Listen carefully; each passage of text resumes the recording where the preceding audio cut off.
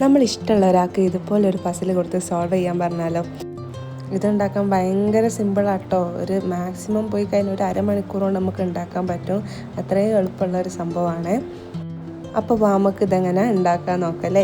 ഞാൻ ആദ്യമായിട്ട് എൻ്റെ കയ്യിലൊരു കാർഡ്ബോർഡിൻ്റെ പീസ് ഉണ്ടായിരുന്നു. ഞാൻ അതിൻ്റെ മുകളിൽ ഒരു ചെറിയൊരു പേപ്പർ ഓൾറെഡി പ്രിൻ്റ് എടുത്തിട്ടുള്ളത് ഞാൻ സ്റ്റിക്ക് ചെയ്ത് കൊടുക്കുകയാണ്. അതുപോലെ തന്നെ 4 സർക്കിൾസ് ഞാൻ 1.5 ഡിഫറൻസിൽ റേഡിയസിൽ കട്ട് ചെയ്തിട്ട് അതും കട്ട് ചെയ്തെടുക്കുന്നുണ്ട്. എന്നിട്ട് നമ്മുടെ ഈ കാർഡ്ബോർഡിൻ്റെ സെൻറ്റർ പീസിൽ നമ്മൾ ഈ സൂചി നൂലും ഉണ്ടല്ലോ അതെടുത്ത് ഹോളാക്കി കൊടുത്തതിൻ്റെ ശേഷം ഓരോന്നിങ്ങനെ ഓർഡറായിട്ട് വെച്ച് കൊടുക്കുകയാണ്. ഈ മോഡൽ ഞാൻ പിൻട്രസ്റ്റിൽ നിന്ന് കണ്ട കേട്ടോ. ഞാൻ ഉണ്ടാക്കി കഴിഞ്ഞപ്പോൾ ഞാൻ വെറുതെ ഒന്ന് ഉണ്ടാക്കി കഴിഞ്ഞ് നല്ലതാണെങ്കിൽ വീഡിയോ എടുക്കാന്നുള്ള രീതിയിലായിരുന്നു ഉണ്ടാക്കാൻ തുടങ്ങിയത്. ബട്ട് അടിപൊളിയായിട്ടോ. ഫൈനൽ ഔട്ട്പുട്ട് നല്ല രസമുണ്ടായിരുന്നു കാണാൻ. അങ്ങനെ ഞാൻ ഈ 4 പേപ്പേഴ്സും ഇങ്ങനെ ഇതാക്കിയിട്ട് അവിടെ തുന്നി കൊടുക്കുന്നുണ്ട്. ആ തുന്നൽ കാണാതൊക്കെ ഞാൻ മാക്സിമം ചെറുതാക്കിയിട്ടാണ്. പിന്നെ അതിൻ്റെ മുകളിൽ ഞാനൊരു അവസാനം ഒരു ഹാർട്ട് ഷേപ്പിൽ ബ്ലാക്ക് കളർ കൊണ്ട് കൊടുക്കുമ്പോൾ അത് നമുക്ക് കാണാത്ത രീതിയിലായി കിട്ടും കേട്ടോ.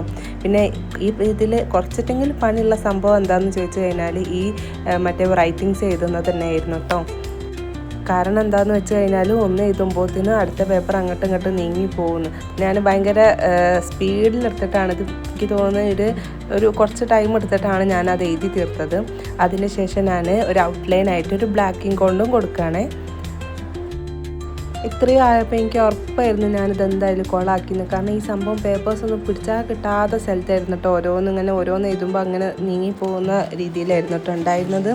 അവസാനം ഞാൻ വിചാരിച്ചു എന്തായാലും ഉണ്ടാക്കുക, എന്തായാലും ഇത്രയായില്ല എന്നുള്ള രീതിയിൽ ഉണ്ടാക്കിയതായിരുന്നേ. അതിനുശേഷം ഞാൻ ഇതിന് കളറും കൊടുത്ത്, റെഡ് കളറാണല്ലോ നമ്മൾ പൊതുവെ ഇതിനൊക്കെ യൂസ് ചെയ്യുക. അപ്പോൾ പിന്നെ റെഡ് തന്നെ ആയിക്കോട്ടെ എന്നുള്ള രീതിയിൽ റെഡും കൊടുത്ത്. എന്നിട്ട് സംഭവം വർക്കിംഗ് ആണോ എന്ന് ഞാൻ ജസ്റ്റ് ആദ്യം ഒന്ന് ട്രയൽ നോക്കി. വർക്കിംഗ് ആണ് എന്ന് പറഞ്ഞപ്പോൾ പിന്നെ നമുക്ക് നല്ല സന്തോഷമാവുമല്ലോ. അങ്ങനെ ഇതാട്ടോ ഔട്ട്പുട്ട് വന്നത്. അതിൻ്റെ അടിയിൽ ഞാൻ സോൾവ് ദ പസിലിന് എഴുതി കൊടുത്ത് അതേമാതിരി മുകളിൽ ഞാനൊരു ചെറിയ റൈറ്റിങ്സ് എഴുതി കൊടുത്തിട്ടോ. അപ്പോൾ നമ്മുടെ ഫൈനൽ ഔട്ട്പുട്ട് നല്ല അടിപൊളിയായിട്ട് വന്നിട്ടുണ്ട്. അപ്പോൾ നിങ്ങൾക്ക് ഇഷ്ടമാണെങ്കിൽ എന്തായാലും കമൻറ്റിൽ അഭിപ്രായം പറയണം കേട്ടോ. നിങ്ങളാരും ഒരു അഭിപ്രായം പറയുന്നില്ല. ഞാൻ എത്ര കാലമായി വീഡിയോ ഇടുന്നു. അപ്പോൾ നിങ്ങളെന്തായാലും അഭിപ്രായം പറയുക. അപ്പോൾ ഓക്കെ, ബൈ.